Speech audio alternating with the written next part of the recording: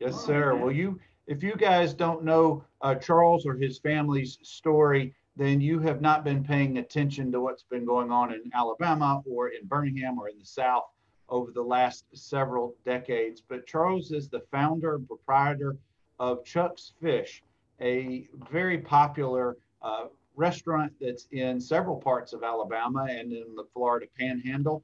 But there's so much more to the story. But Charles, I want to start there because you've told this before. I've read in many interviews, but tell us, where did the inspiration for Chuck's Fish come from? Talk to us a little bit about that story.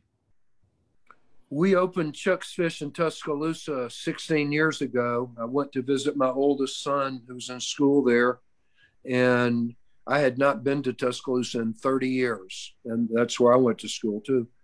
And we just stumbled upon the building where Chuck's Fish is. And I had read an article in the New York Times that had described why college towns avoid recessions. And I live in Destin, Florida, and we were getting ready to have one. And so we sort of took a flyer and bought the building. And probably 6 months later, we got the restaurant open.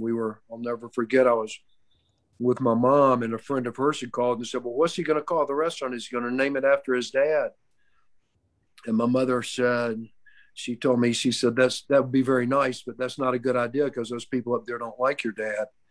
And I said, well, I don't really care. I'm going to name it after my dad. And my father and Julian Bond had fished in a king mackerel tournament in Destin one year, and they won the tournament with a 38-pound king mackerel. And we've got a photograph of my dad with the fish as sort of our logo. And so we named it Chuck's Fish. And people always, they would ask me, they said, your dad was a big fisherman. And I said, no, that fish right there, that was his fish. That's the only fish he ever caught. And we've had a wholesale fish market now for 35 years. So we've got access to fish, and we were fortunate. If the Chucks in Tuscaloosa hadn't worked, there wouldn't have been another one. And now we've for the last 15 years, we've opened restaurants in Georgia and Alabama and in Florida. For people who've never been to Chuck's Fish, what could they expect what kind of experience, what type of a menu is there, Charles? It's sort of an all-American menu. We don't do a lot of fancy stuff. We have fresh seafood from the Gulf of Mexico. That would be our calling card. And we also, a lot of people know this, but 29 years ago, Yoshia Eddings, we started doing sushi at Harbor Docks. And in the last 3 decades, Yoshi has introduced sushi to generations of people throughout the South that visit Destin. And we have sushi in all the Chuck's restaurants, and it's a big part of what we do. And that's because of a wonderful Japanese sushi chef named Yoshia Eddings. Well, I've had the pleasure to eat at Chuck's in a couple of different locations. And this is not just an infomercial for the restaurant, but I would highly suggest that if you find yourself in Tuscaloosa, Birmingham, or some of the other cities where Chuck's Fish, and you need an option for a great dinner, that's where you go. But Charles, where I want to go is I want to talk about you growing up in Birmingham, your father being a civil rights lawyer during that time period in the 60s when it was such a tumultuous time in the South, and particularly in Birmingham. And what kind of an impression did growing up in the heart of the civil rights era, what kind of impression did that leave upon you as a youngster? Well, as I was a kid, I was at Crestline Elementary in 1963 in the 3rd grade. And the day after the church bombing, my dad gave a speech, and we lasted about 3 weeks before we were forced to leave. We went and stayed with the Vic Gold, who was an old friend of my dad's. We had no money, we had no resources, and we moved to Arlington, Virginia, and lived with Vic Gold and his family while my dad wrote the book, A Time to Speak, that was about his experiences. And so I remember it, not that my parents shielded me from a lot of this stuff. But what I know was that my dad was a 33-year-old aspiring lawyer in Birmingham. And while when he spoke out the day after the bombing, it effectively ended his career in Alabama, and it set him on a path that he had he was not any sort of political firebrand, liberal, Democrat. He was a lawyer, and he was sort of a gunslinging type lawyer. He represented people that need to be represented. And he did that throughout his life. And he represented Black folks in Birmingham when other people wouldn't. So, but his life was set from then on pretty much through 1974 with the civil rights movement. We moved to Atlanta in 1964. And through civil rights and then Vietnam cases that he was involved in for a 10-year period, there was a lot going on in the area of civil rights in the South, and then the Vietnam War everywhere. Well, certainly did that. Certainly that made an impression on you and your family about the impact of what happened in Birmingham, what was happening throughout the Southeast.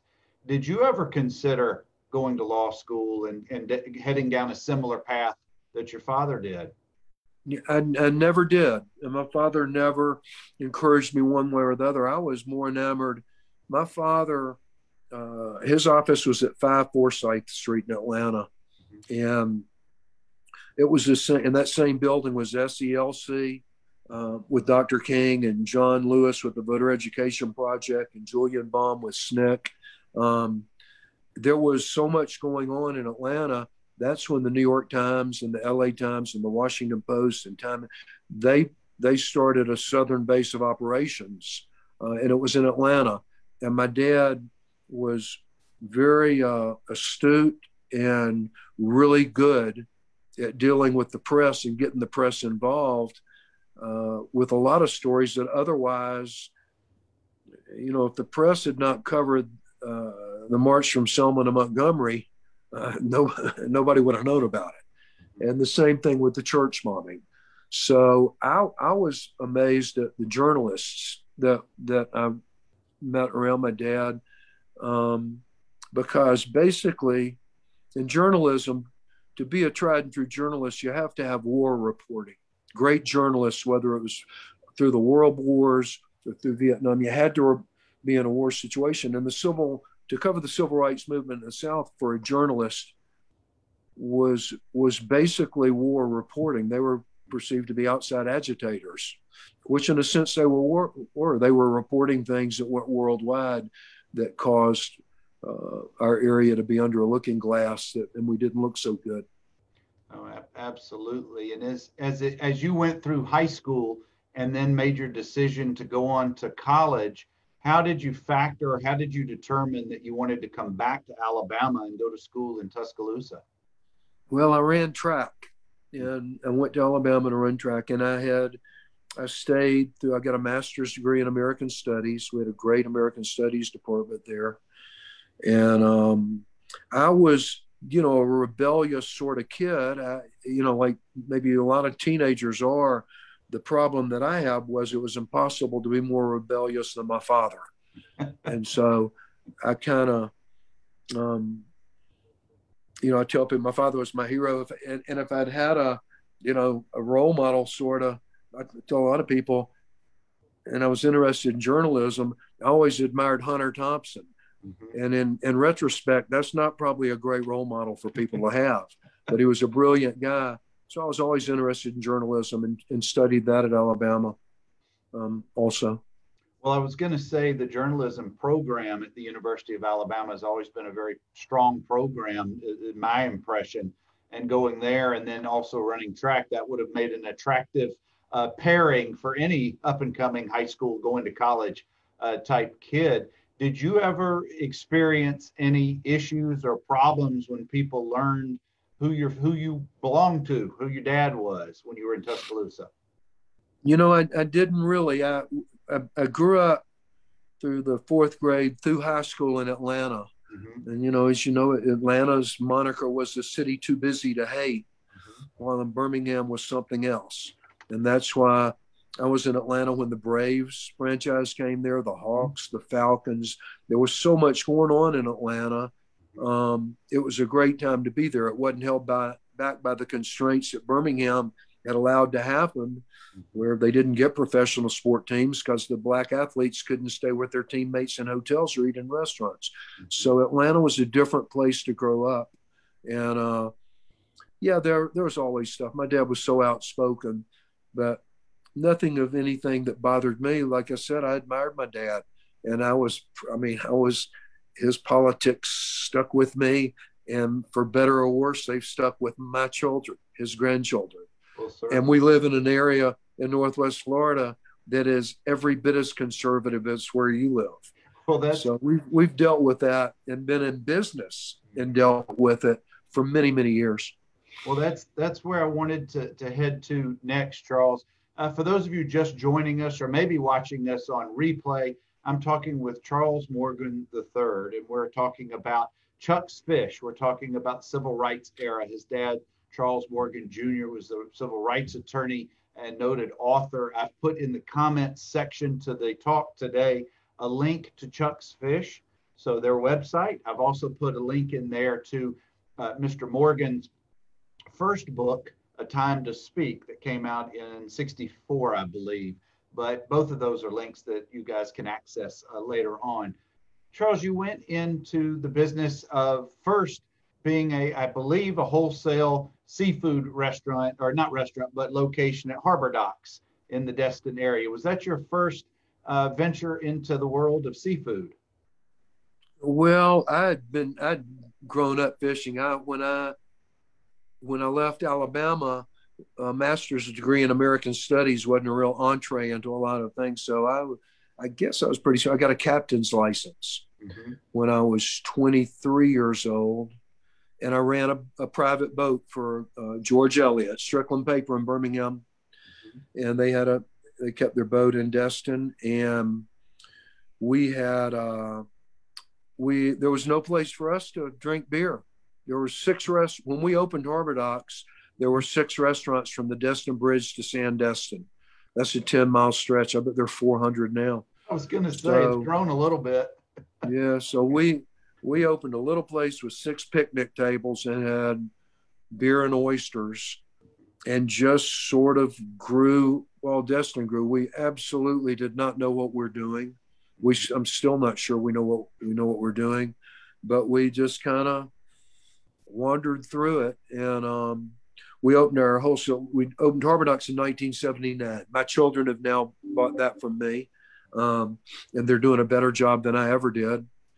And we opened a seafood. We knew we had to get seafood. That became obvious after a few years. We got bigger and busier, and so we opened a wholesale seafood market in '82. And we don't retail seafood; we sell to restaurants and markets around the country. Well, in the 40 plus years that you guys have been down in the Destin area, I know you've seen all of the growth, you've seen lots of changes, but about 10, 12 years ago, the discussions were about wages. And you were interviewed, and one of the comments that you had made about increasing wages for the people who worked in the restaurant and in the businesses, that it was the right thing to do. And that really, when I read that interview a couple of weeks ago, that really struck with me, that they just sounded like the Morgan family creed, or the Morgan mantra, if you will. Just thinking about, I had read your father's book many years ago, and talk to us a little bit about your thoughts about that, the right thing to do. Yeah, I think it is the right thing to do. It's also it's turned out to be the smart thing to do, particularly after dealing with this pandemic. And I remember we had a press release, and we talked about, I mentioned Henry Ford, he was something else. You know, one of the things they talked about when he built the Model T Ford, they asked if he was giving people what they wanted, and he said no. He said if he had given people what they wanted was a faster horse. And he started building cars and was known for paying high wages at a time when the industrial world in our country was much different. And they asked him why he paid such high wages, and he said he wanted his workers to be able to afford to buy one of the cars that they built. And we want our workers to be able to eat in the restaurant in which they work. Back when we did that, that was actually presaged Bernie Sanders' drive for a $15 an hour minimum wage. And I remember when that came out, they had a comment thing on AL.com, and somebody had sent it to me, and there were literally hundreds of responses, and 95% of them was, who does this guy think he is? He can't do this. And the comments were similar to that. And then there'd be one comment that would say, you idiot, he can do whatever he wants to. Nobody's making him do this. And coming out of the pandemic, we were in Destin when it happened, and Florida took a little different approach, but we were shut down. We went to all to-go ordering for probably a month. Then they allowed short-term rentals, and they allowed us to open at 25%. And during that time, we kept everyone on salary on the payroll, and we provided the hourly people. My son did this. He provided the hourly people with a stipend to get them through, because Florida was atrocious at antiquated systems for people getting on unemployment and then collecting a check. Throughout that period, he took care of that. And so when we got to 25% occupancy, he had 19 hourly employees that were laid off, and every single one came back except Sunshine McAllister. She had had a heart attack, and she came back about 3 weeks later. So we got every single employee back. And we followed that same path at pretty much all of our restaurants. If there's one thing we're proud of, we have a ridiculous retention rate for employees. We don't hire people, we adopt them. And that's worked well for us. And while, in Destin, for instance, everything from Whataburger to McDonald's has signs offering $15 an hour opening pay and a free cell phone and a chance at winning a free car. Somebody's got that. We've never had a sign of, I've always been, when you drive by a place and you see a sign that says now hiring all positions, I've always thought, I think, why don't we wait till they actually hire some people before we eat there? Mm-hmm. And so you'll see the same faces at all of our restaurants that you saw before the pandemic. I've heard that before. And without you giving away the literal secret sauce, what is it about the people who you adopt, your employees? How is it that you treat them so well? What is it what's the feedback from them that makes them want to come back and continue and work a long time for you guys? Well, we try to do the right thing, and we do what, like a lot of people, we make from health insurance to 401ks. We pay for gym memberships. Our American Lunch program that we run in every single town is a 501c3. And in some of the college towns, there are a lot of young people that have never really had an opportunity to work for a nonprofit, and we pay them to work for our nonprofit. And that's been a remarkable experience in itself. And more than that, we have lawyers. We've done well over the years. The restaurant business has been good to us. Giving away free lunches to American Lunch is not a big deal.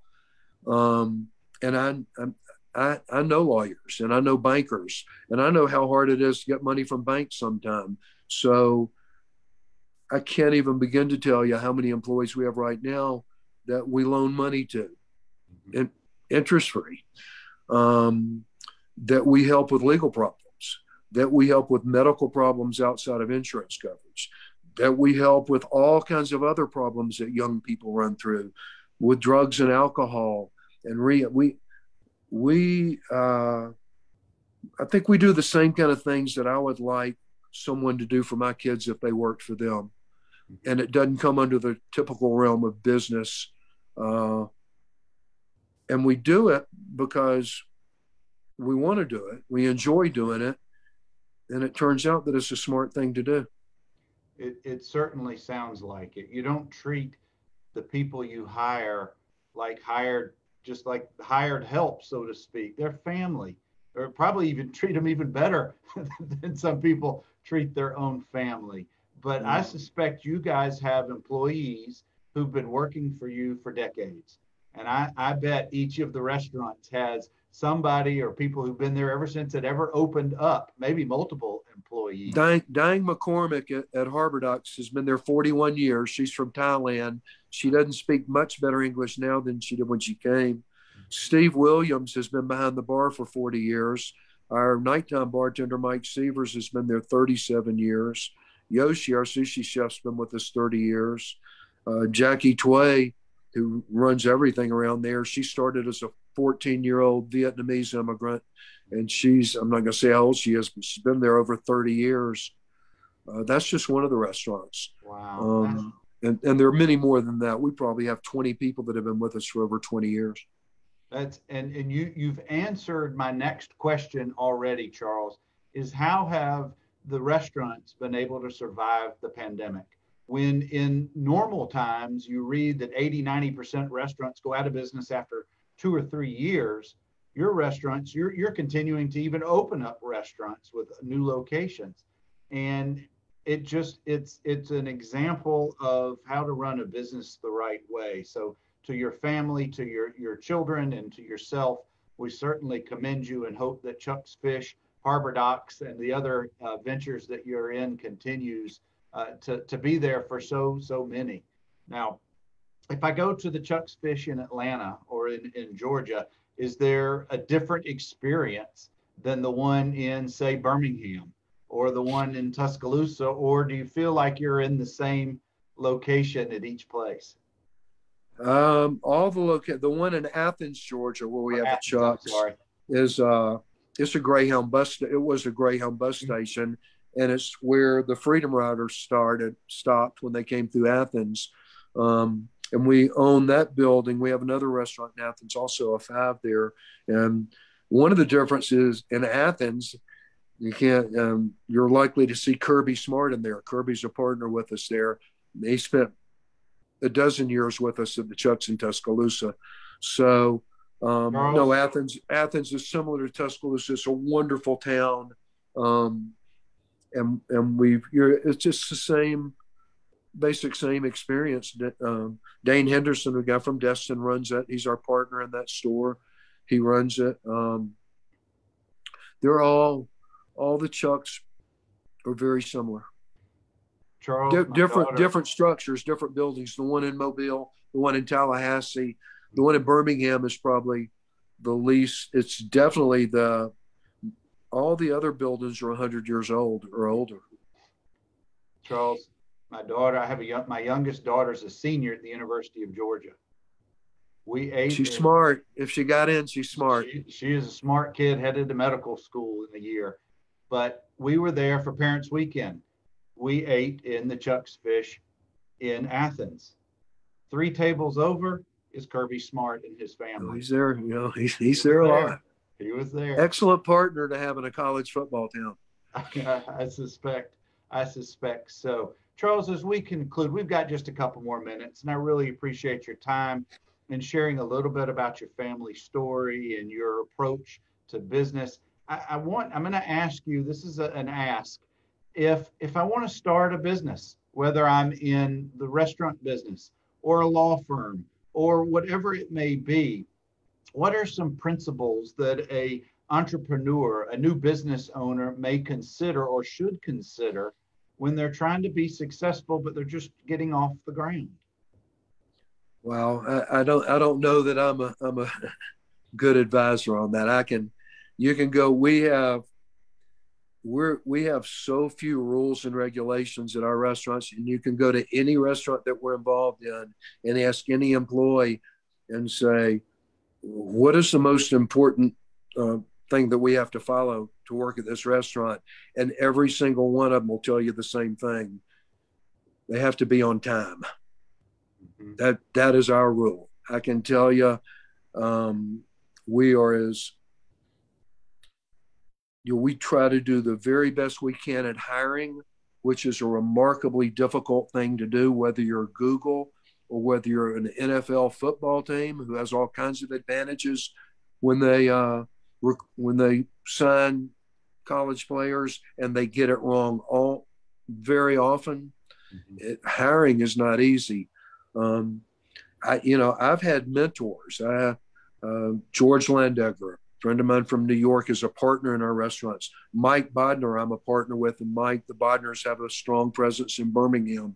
And I rely on them. I barely can spell business. I don't have a business background. My father didn't have one. So I've paid attention to those people I know who do, and I try to pick the things that I'm most likely to be able to follow. I'm still learning, and I enjoy that. And I like learning from people that have been doing it longer than me. But we generally try to do the right thing. And I don't like the word concept. I'm not big on, when people say that I'm an entrepreneur, I am not an entrepreneur. I'm not that. I'm in the restaurant business. I'm kind of working my way through figuring out how to run restaurants, but I wouldn't be the one to go find something you really, really like to do. If you don't like people and you don't like solving problems, don't get in the restaurant business. Find something else. Well, Charles, someone very close to me once said that family is who shows up. And 90% of showing up solves a lot of problems. May create some problems, but it solves a lot of problems. And what you've described, the way that you and your family act and treat toward the people who work at your businesses, that's family to me. And that speaks volumes. I've always, I think Woody Allen's the one that said it, but 98% of life is just showing up. And putting one foot in front of the other and taking really deep breaths. I do a lot of that. Well, Charles, thank you so much for spending a little time with me today. I really, truly enjoyed it. I enjoyed it. Thank you for the opportunity. Absolutely. And guys, as I try to do each week, interesting people in their areas of expertise. And Charles Morgan III certainly fits that bill. And that's why I keep doing these shows each Tuesday at 10 o'clock Central. So thank you again for watching live, or even if you watch or will watch us on replay. We always appreciate the support and the comments. Hope you guys have a safe week, and we will catch you next Tuesday. Be well.